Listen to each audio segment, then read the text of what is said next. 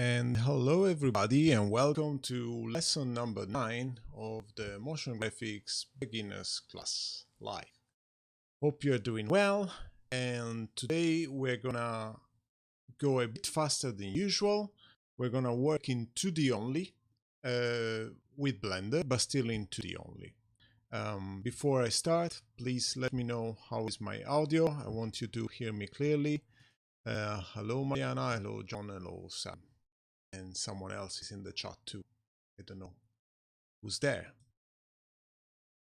So please let me know if the audio is still good, and we'll go on from there.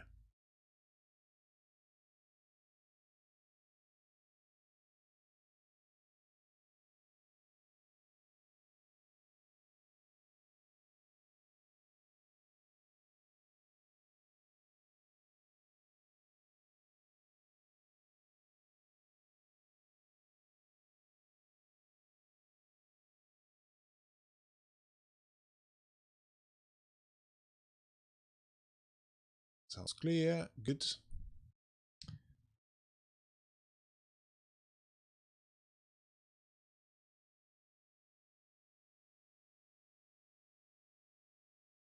Okay, so I'd say I start, and if there's any problem with the audio, please let me know. Welcome, Computer Killer. So, before we start, I already designed something in Gravit, and I'm going to show you quickly what I have here. Let me open the browser.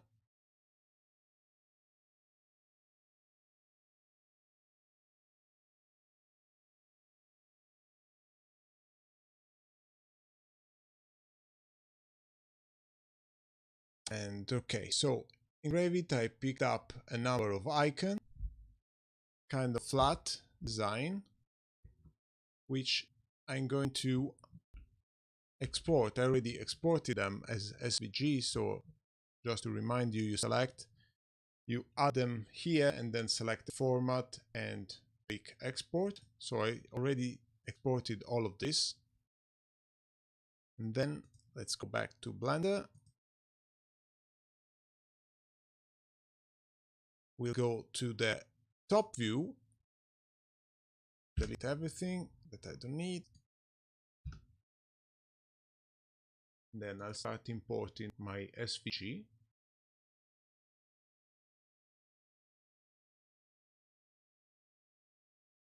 I'm pretty sure I can import them all together. Let's see if it works. So I select them all, I name them, I select them all and import them.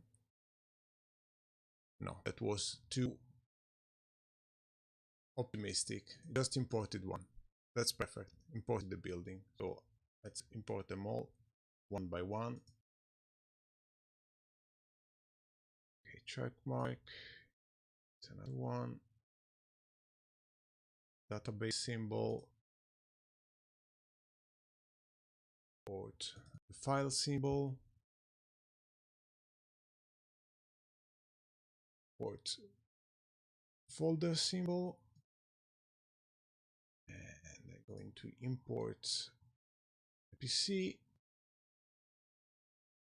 and paste the shield symbol. Okay, so now I have in Blender all my 2D designs.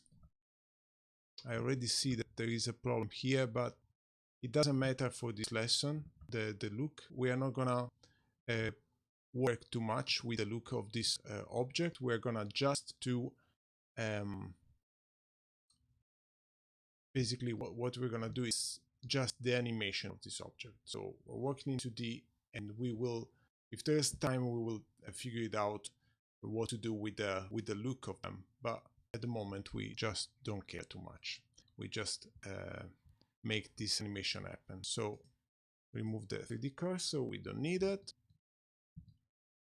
And we'll start recreating the scene that I had on the other side. So I press G, and I have my mouse here. I have my computer on the other side, here.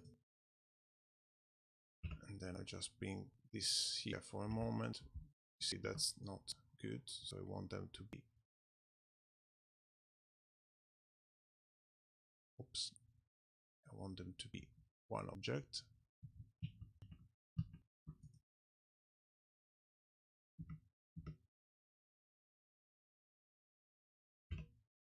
Here, I can bring this here, it's there. Okay. Next thing to basically set up the scene is having a camera, so I know exactly the size of the final render. Add a camera to the scene. As you can see, has already added the camera facing down. Let's go inside the camera view. It's not what we need. Let's go to view and lock camera and then zoom out. Then we will reframe the object based on the camera ratio. I'll zoom in here because I don't need all this estate around me. And I also going to select the camera. I want all this area black. That's up to you really, but I prefer having that black so I can focus on the animation.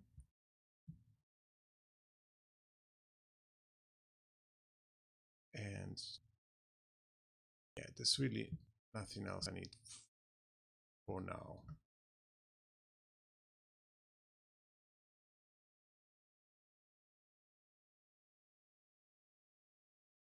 Okay, let's see, for example, this object, it's one object, while this one is made of two objects. We may have problem like this often. What we can do is convert the whole thing into a mesh. So convert the two objects in a mesh, then we can join them. So I select them both. Sorry, I'll show that again to you. I'll select the two meshes, 1 and 2. So 1 and 2, the symbol, and join them together. You can do right click or Ctrl J, it's the same, join. And now this one is an object. Still inside the collection, doesn't really matter at this point. We have the name here, so it's clear what is it. I'm going to do the same for everything in the scene. So convert, first I will convert them to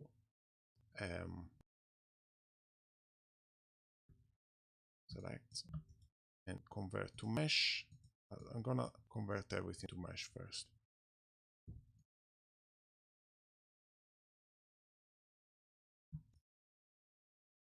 And this, convert to mesh. I first click and then select all the other objects, because this way I'm selecting an active object will become the main geometry. If I don't select one first with left click, but I will select everything like this, basically nothing is really selected.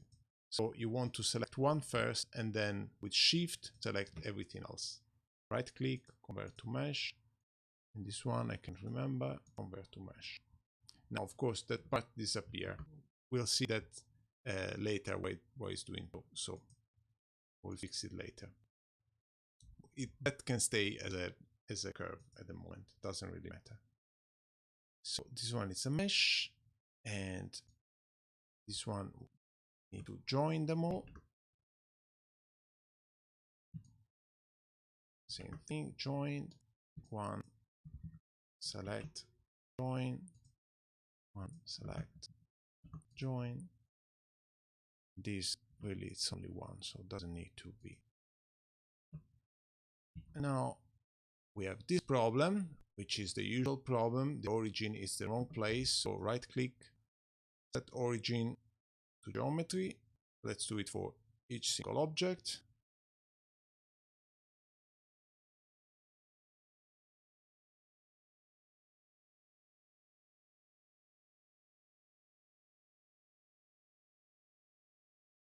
Okay, now each single object has the geometry. And this one is not centered.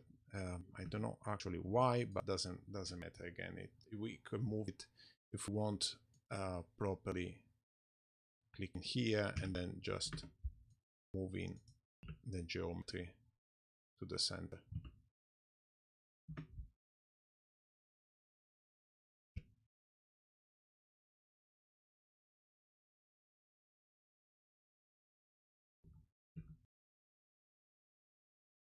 Okay. Again, this one, it's okay. We just need roughly the origin to be as centered as possible for this animation. What we're gonna show with this animation is the files, database, and folder icon moving from this space to this space. And once they're moved, they will have a flag, a checkmark symbol on them, like when you sync the files on Dropbox, for example. And once they are in this facility, which is basically a data center, they will have the shield icon. I want to do different things while the objects move, and I will show you in a moment. Let's say that we want first the object to be on this screen on the left. So we'll bring this object here, and we'll scale them so that they can fit the screen.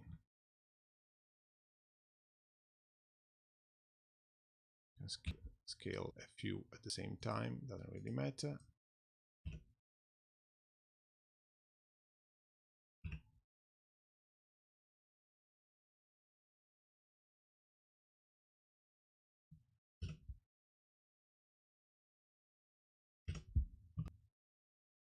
Because you want to align them probably, or you want to put them in a different position. You may have multiple files on one side.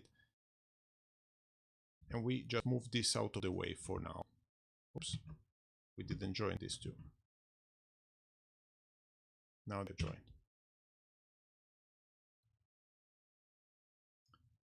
So forget the position of this and forget the position of that. We can probably put them closer.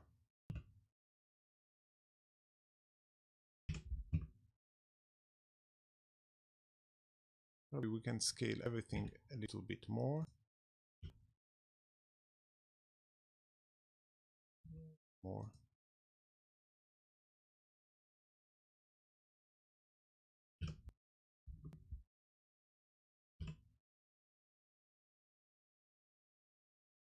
So what we want to do is moving the first object from here and going here, and of course you can just move it, like you can select a keyframe here and then one here and then one there. This is one way, but I want to show you a new way of doing that, which is using a path.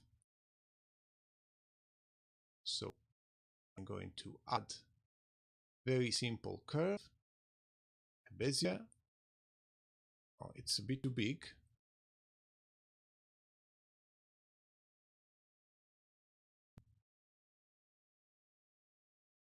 Yes, Mariana, you can check the name of the place where we are here on the left. I hope it's visible. It's still camera, it's a perspective, it's not a orthographic. You can change that from here really, but we don't really need it to change because we may want actually to turn the camera later. So as long as it's framed this way, we're happy with that. So we created this curve, which is a very simple, made of 2 points, start and the end. And what we can do is rotate a little bit one of the 2 vertex. So we have kind of arc that will be the movement. So we want the movement to go from inside one object to the other. So we can adjust it.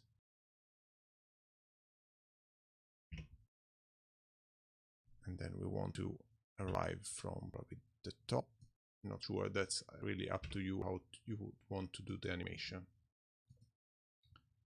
And Probably this should go even lower. And we'll move it, oops, not this vertex, this one, over here.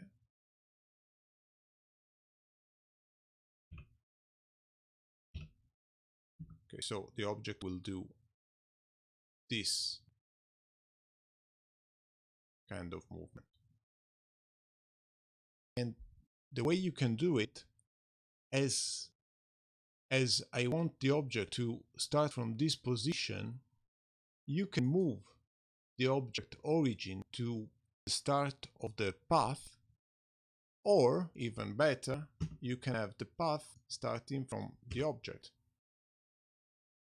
So we are sure that the animation will start from there, and then we need to, once we decide where is gonna be the position of the file, let's say that it's gonna be in the same left side position, so the object will end up here,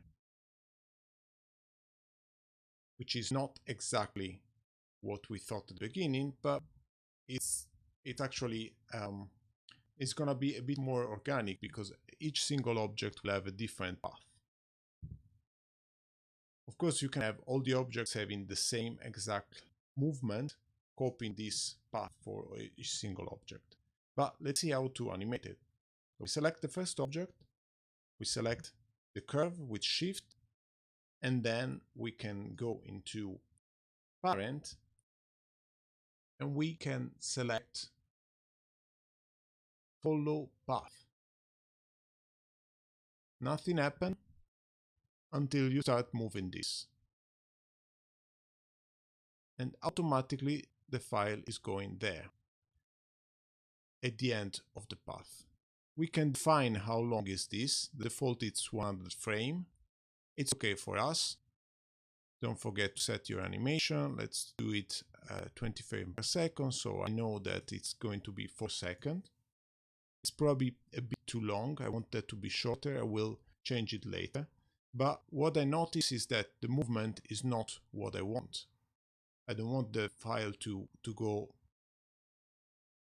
facing down, basically. So from this position, I will add a keyframe to the file rotation. And then at the last position, last frame, I'm going to rotate that. Sorry, just this. I'm going to, I added by mistake the keyframe to the path. So you select the object, insert keyframe here, then frame 100. This frame should be 1, not 0. And in frame 100, I'm going to activate this so it will record directly. Press R, and I can do it manually or I can do it with this. The problem is that if I don't pay attention, everything will change and will be set as a keyframe. So I don't want that. I need to go here and do it manually. It's not this, sorry. Read this.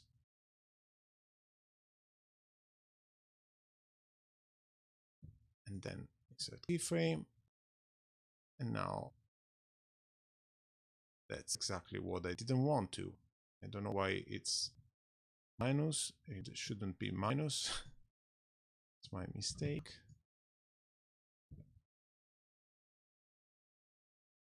Okay. This keyframe, much better. The file gets out of the computer, flies, and goes inside here. Also, what we can do to have better animation, it's actually make the file enlarge when it's, let's say, a 50 frame to frame 50. To do this, we need to go here 1, sorry. We scale it, insert keyframe, the scale. We also insert keyframe at the end because we want the file to be at the same scale that was in the beginning. Or we can have a different scale if there is more space. Then we go in the middle, and here we change the scale, maybe manually. we have more space so it can be more visible. And then insert keyframe. And now we have the file that goes up while it scales up, and it goes down while scaling down. Now the first thing you will notice is that the file doesn't go exactly where I want, so I need to change this position. That's kind of easy. Just change this position, automatically the animation will be readjusted. Don't forget that you are not gonna see all these lines, and we need to fix this too. We'll fix that in a moment.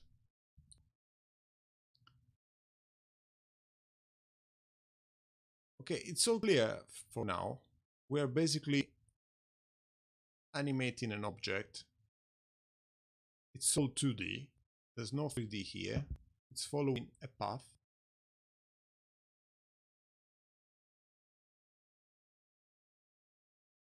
And let's say that, okay, we like this animation, but we want something more. We want to show something that follows this movement to make it even more clear. So we can actually copy this path. I'll just press Shift D, then enter.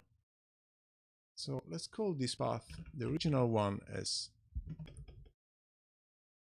file path,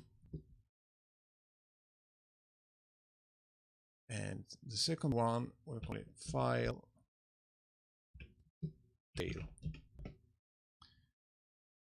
So I can select file tail easily, and then I'll go in the option that we've already seen this previously, but I'm gonna show this again to you. We go into geometry and we go into bevel. We add some shape to it, so some depth. I will make it as a pipe, and then we'll actually hide completely that, because we don't want in the beginning.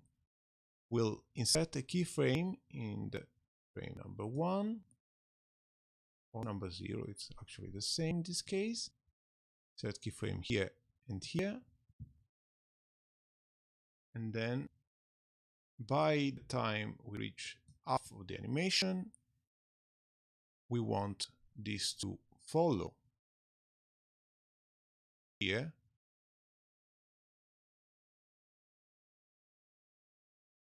Okay, let's say 0.5 and insert keyframe.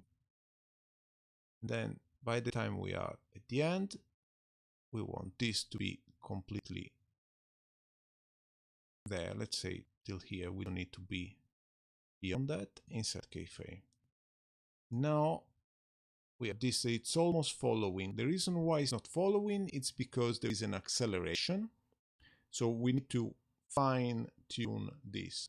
The first part is that we may not need the central one. It's still too fast. We can fix that. The other problem I have is that it's in front of the file and I actually want it on the back. That's easy to fix. I just need to select the object that I want to move, and I'll move it into the axis that I don't see, which is the Z. Be back. Okay, now it's hidden. We can give it a color, so we have an idea of what's going on.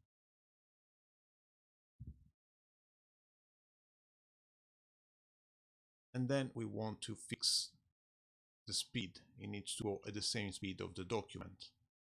And this is really fine tuning. First of all, I would change this to spline. And it's already much better, but it basically goes there too fast. Also, I noticed that it goes on the back of the building.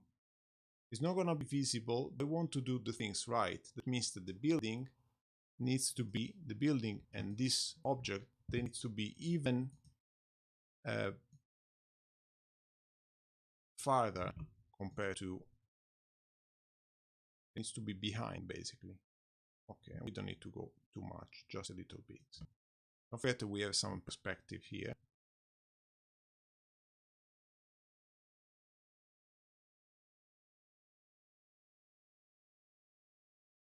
Okay, but let's fix this. We want basically here it's kind of right, and here it's the point where it's too fast. So we want to go here. We just select and put back, insert keyframe. Now it's okay. Yeah, now it's going too slow, so we go to this point. It's too slow, I would say here probably. Move it a bit closer, insert keyframe, and we'll go. There are many ways to realize this animation, but I'm trying to use the technique that I already shown in other lessons, so you can just mix them. Okay, let's remove everything so you can see just what we created.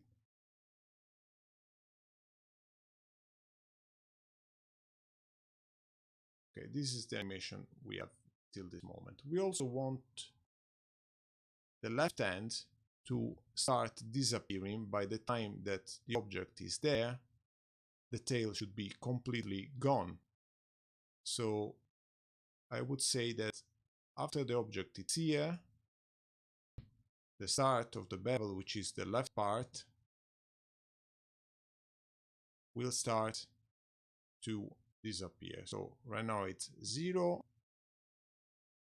And by the time we are here, maybe it's 50%. And in another couple of seconds, or even just 1 second, we'll make it disappear altogether. Now we have the tail that appears, follow the object, and then start disappearing, and it disappears again completely once the object is inside.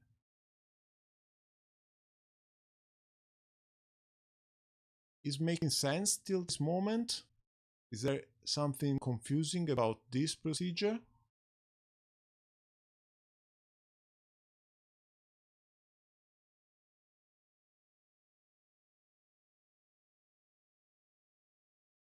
Well, I hope not. But if there is something you want to tell me, please, or ask me, please do it right now, so we can be sure that you have this procedure clear.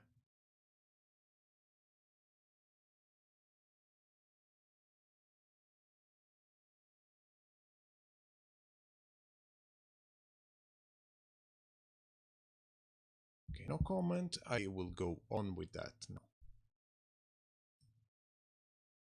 So let's try to figure out what's happening with this curve now, because we really need that. And sounds to me good. And I would say that there's something wrong with these.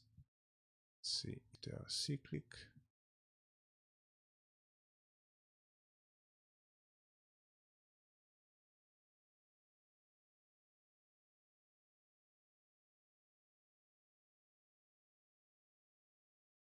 I wonder if we can just, yeah, that's what I was thinking that would happen. There is a problem with this curve. Let's check what's wrong. Yeah.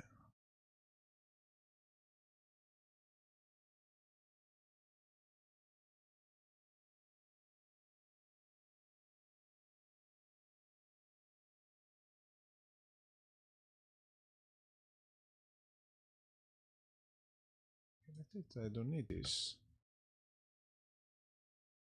And it is to be okay like that. So for some reason it's not.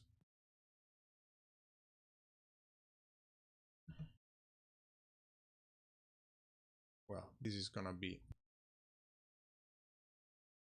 enough for the moment, but what I can do in this case is first of all converting the whole thing to mesh. And once I have this to mesh, this is a bit advanced probably. There's a lot of going on here in the geometry. It's a bit of a mess, but today we focus on the animation. Just quickly show you how I would fix this. Probably the fastest way is to create here another shape and then subtract from the shape I have. Let's do this. Select all these edges and remove those that are not useful. That's too much, too many been removed. Put faces instead.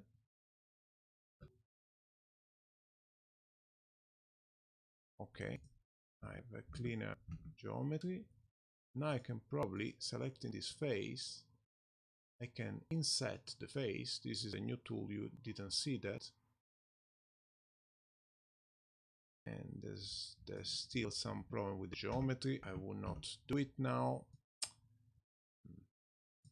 So the best way in this case it's actually re-export. So going back to grab it, clean the geometry and re-export. At the moment we just need this shape here, so it's okay, we'll go on from this. The only thing is that we want this to be even more far, because we want the tail to be seen. Okay.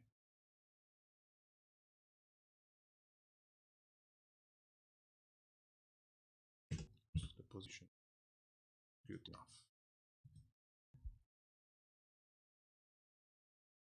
Now we want the file, the meaning of this animation, it's having a file copied somewhere else, while it seems here that it's moving somewhere else.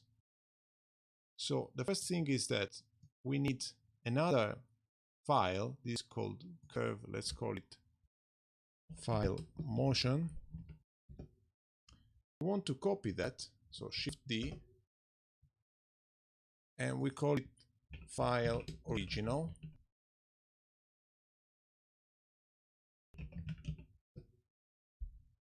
And that would follow too. So we need to remove the parenting of this file original. And parenting is going to be in relations here. We'll just click on X. And that's it. We also need to remove animation because it's not gonna rotate, it's not gonna do anything. So we go here while selecting the ones we want to edit. Select everything, hit delete. Now we have basically a copy that stays there. Let's remove this.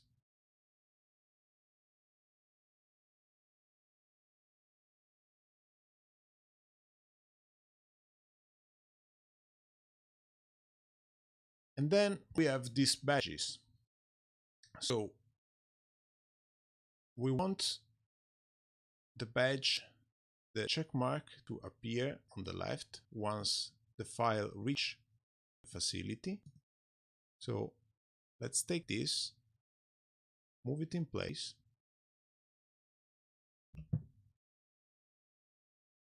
We need to bring it in front of the other object. Okay, we need to scale it down. And it's going to appear only in this moment. You could animate the visibility. So of this check mark, this one can be edited. I can insert a keyframe here and edit on and off, but that's not the proper way. The proper way is to change the transparency of the object, which I'll show you how to do it. So the object needs to be always visible in the scene, but not in the final render.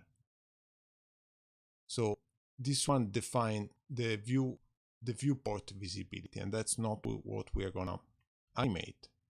We're gonna animate the opacity. So we start changing the materials. It has two materials, so it's kind of complicated because it's not only one material, but it's the whole thing. Thinking if there is a quickest way to do it, it's probably to just animate this, but I want to show you the proper way to do it. So you select the material. Remember that we want to use the nodes. We want to use the nodes. And now you have a bunch more of things. And you want to animate the alpha.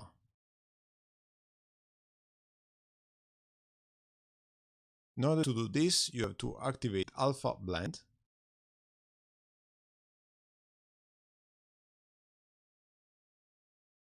And also need to do the same for the other color.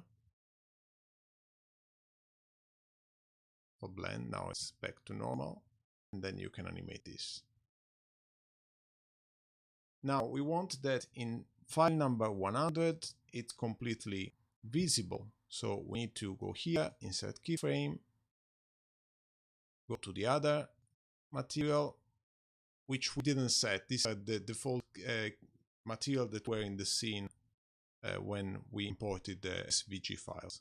Insert keyframe, and we want this to, the check mark to let's say a small fade. It could be one frame, but it could be a few frames, so it's clear. Let's say when the file reach the facility, let's say 90, so we have some nice fading. Here we remove the alpha, insert keyframe, then the other material, we remove the alpha 2, insert keyframe. Now we should have the badge appearing in a smooth way.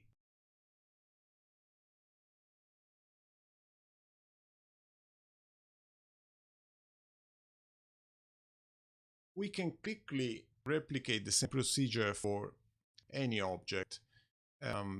We are going very slow because I'm also trying to explain to you what I'm doing, but actually it's a very quick way to animate.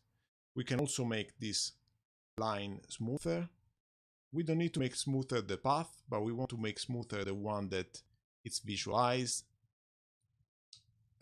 while the path it's only a guide. But let's animate the other one. We want also, when the file reach there, we'll say here, we want this to appear on top of,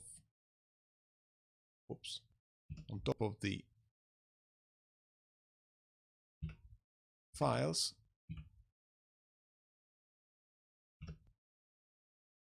So let's say here. And we need to repeat the same procedure. So change the material to nodes, first of all. And let's say that the shield will appear, I would say it will start appearing here, so 100. Blend mode alpha blend. Alpha, insert keyframe, is going to be nothing here. And then the other material, again alpha blend, and it's gonna be nothing. And let's say in a couple of frames, say 5 frames, a bit more than a couple, we increase the alpha of both material.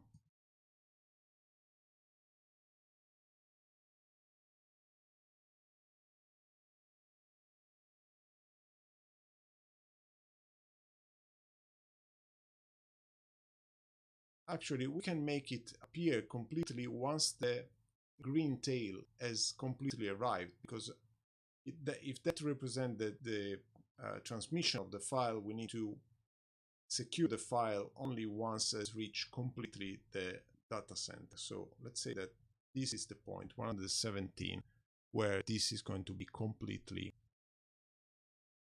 visible. So select this object, we made it start appearing here, and it to be completely visible only here. We can just select the material and drag the frame, only the frame we want.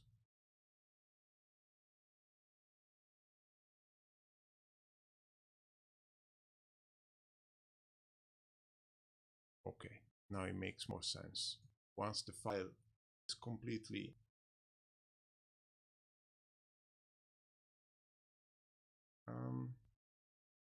yeah, I think that's correct. Start appearing and then is completely safe, secured only once has reached the facility. Okay, there are many ways to make things better. Let's see what we can do, for example, to adjust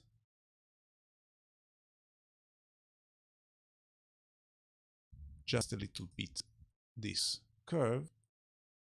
Let's go back here and let's just focus on this one. I would say the easiest way probably is to increase this resolution. There are 2 points and I'm increasing the resolution of segments between these 2 points. This is one quick way to do it. Also, there are the things that I'm not happy with. For example, here, the file, it just basically goes through the other one. So I would probably use the position of the one that stays in the computer to be on top of the other one slightly.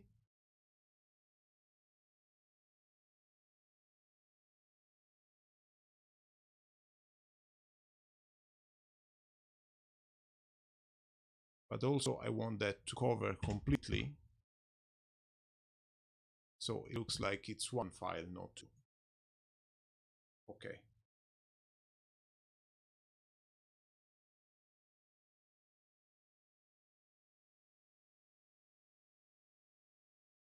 And then we can repeat the operation with the other object. They can start, for example, I would probably start the second one can start once this has reached the destination, but the animation is not finished. So we can keep an animation a bit smoother.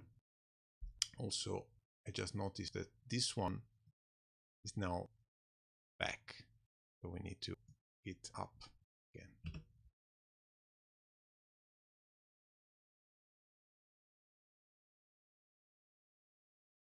And as usual, let's get out of the camera view. Don't forget, we are working completely in 2D. This is an animation that is going to be completely 2D. But as usual, if I exit from the camera view and I turn everything that we did, let's zoom in, it's in 3D space. So everything will move in a 3D space. It's actually moving in a 3D space. You can make this closer if you want. There's no real rule, but that's what I'm showing. I'm showing it just the difference between seeing things in 2D and in 3D. So it doesn't really matter what's the depth, as long as you know that some objects have a different depth. Look at here, that's the problem, of course, we have in 3D that needs to be fixed. But in 2D, this doesn't exist really, because it all depends of the priority they are drawn on screen. Let's go back to our animation. We can give a background to the animation easily. The fastest way is going to the world background and select the color we like. And we're in material preview, but this is the end. It's the render preview. Don't forget that you have to go to the render preview.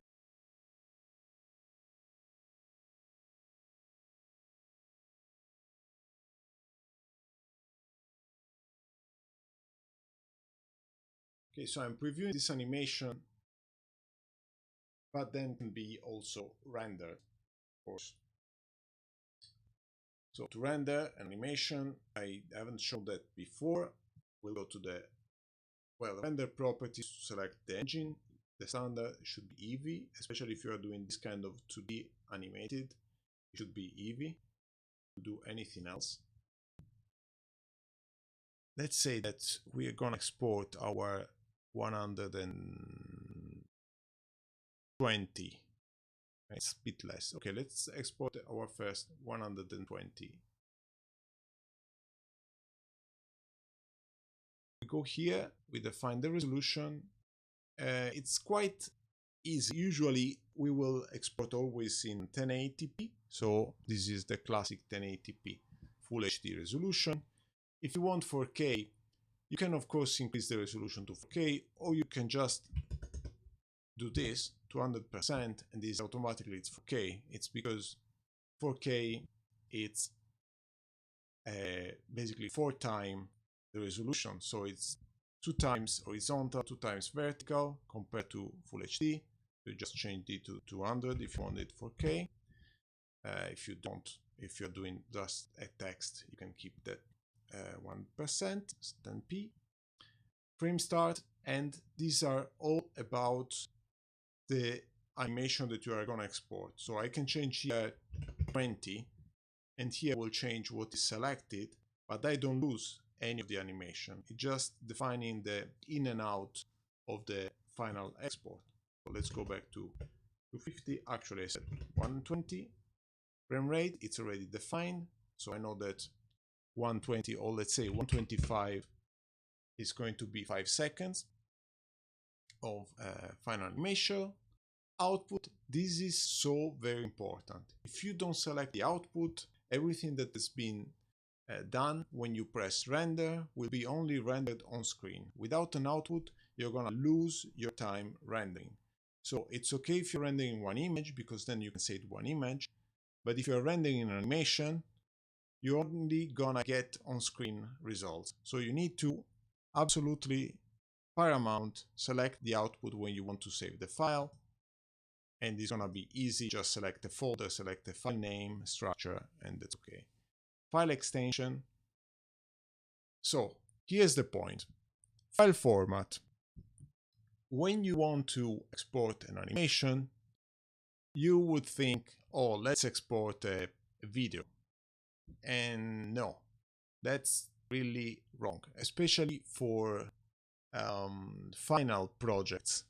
If you're doing a mock-up, you can export a video because it's faster. But if you're working at something that it's going to be the final version, so if you're sure about your design and it's going to be the final version, you want absolutely to select PNG. Okay, so you're gonna have a sequence of files, so named file name, I don't know, animation, and it will be animation 001, animation 002. You will have all your frames saved in the folder with a sequence number. This is very important for many reasons. First of all, it's lossless, so there's no compression and you can work better on the files. Second of all, if you messed up with the part of the animation, you can just modify that part and render only that part. You can also edit your frame manually, so you can open them in a 2D software and edit each single frame manually. While if you have a video, you have to go export a frame from the video. It's gonna take much longer. This one is quite simple animation, but you can do many complicated stuff. So you want to absolutely know which is the best way to save time when you have to fix problems. Think about some render with a lot of details. When you have to remove a detail from each single frame, it's gonna take time. So it's better rendering in PNG and then assembling them back in the software. Color depth, it's okay. 8-bit, it's more than fine. Compression doesn't really apply to PNG, so never mind. But of course, you usually don't want to compress. as much. Apart from this bit output, post-processing, we are not going to do any post-processing here. Metadata doesn't really matter at this stage. We're going here, though. We're going to here. Go back to here. We need to check film. If you don't want the background, you click on transparent and you're gonna render each single image as a transparent image.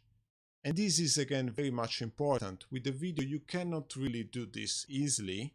You need a mask, an alpha channel. It's much more complicated, and with compression the transparent part are not gonna be amazing, while with PNG files all the files are gonna be exactly transparent, and then you can do whatever you want with a background. And that's actually what you do usually. You don't put the background on a 2D animation. You put the final background in a video editing. Filter size, leave it as default. It doesn't really matter. One thing you may want to check is the color management. We'll keep it as RGB. Normally you'll keep filmic with something very realistic, otherwise you'll go to standard. Now can you see what's happened? The colors are basically much closer to the original 2D design. Filmic, what it does, it's a LUT, so it applies a looking up table of colors, which is something that you can do in video for doing grading. So it's basically an initial grading where everything looks a bit more flat to be edited in post-production. So it's okay for rendering of realistic objects, but it's not good for 2D graphics or flat motion graphics. So you click on standard, and that's the color management you want to use. You can add curves, but again, I would suggest do all this correction in post-production. So it's just good that you know it's there, but you're not going to use it. Also, you can enable motion blur, but again, for this kind of animation, motion blur probably is not useful, but it's something you can enable, and it will work. Actually, Blender right now has a very fake motion blur in Eevee. The new version apparently is going to have a real motion blur, so based on the shutter speed will look very realistic. But again, we are doing motion graphics, so it doesn't really matter if it's realistic or not, and we are not gonna use it at this moment. I'm going to show more of this in some other tutorial, but for today I think we are at the end. So once you have all your settings ready, you set up your output, you only go to render animation, and just wait. But the result is going to be exactly as this, because we're using a render preview screen, so it's gonna be exactly pixel per pixel what you see in this animation here. So today was a bit shorter than usual. If you have any question, please let me know now. Hope you learned something new today. Thank you, John, and thank you everybody for watching. I'll just wait a couple of more seconds to know if you are going to ask some questions.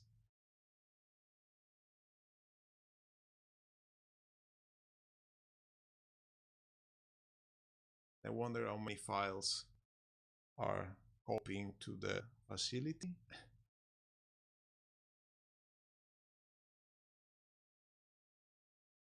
Actually, yes, I have pattern.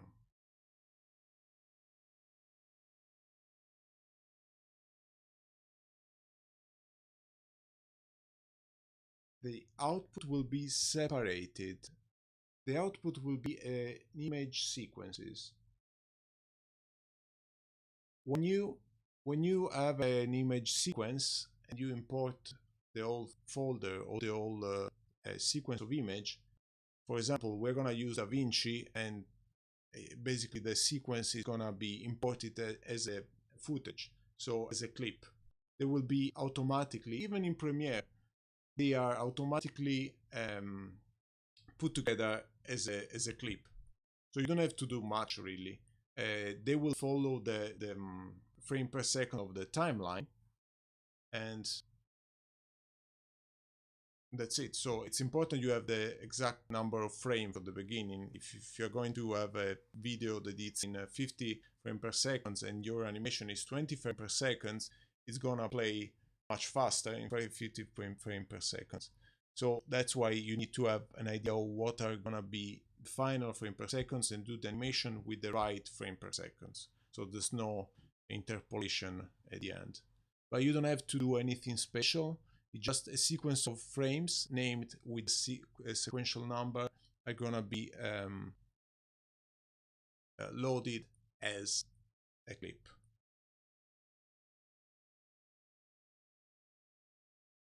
Okay, guys.